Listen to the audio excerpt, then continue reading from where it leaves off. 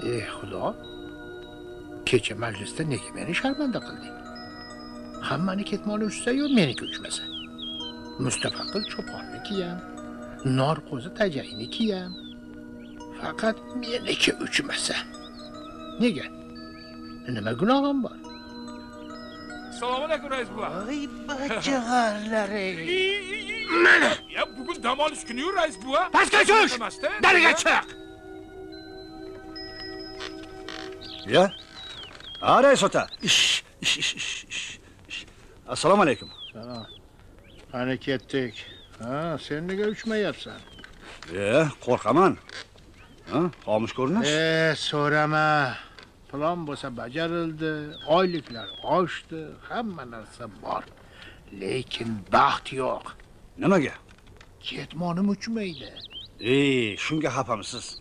Hozir to'g'rilaymiz-da. Bilasizmi? Bir sirni aytmoqchiman. Faqat sizga. Ana Abdullajon o'zi ham keldi. Mana ko'rish. Rais otamiz. Assalomu alaykum. Va alaykum assalom o'g'lim. O'tir.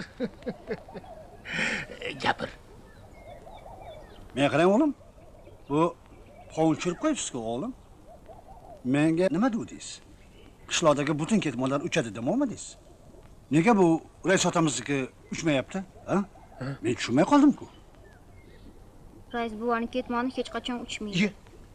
Nega? Tom orqangizga hech mahal yomg'ir ham yog'maydi. Sabzavotlar ham o'smaydi. Abdullajon, yomg'iring ham kerak emas. Xo'p, qolgin o'g'lim. Sabzavotlaring ham kerak emas. Faqatgina ketmonimni uchadigan qilib bergin. Yo'q. Siz hech qachon uchmaysiz. Nega? Chunki kechirib bo'lmaydigan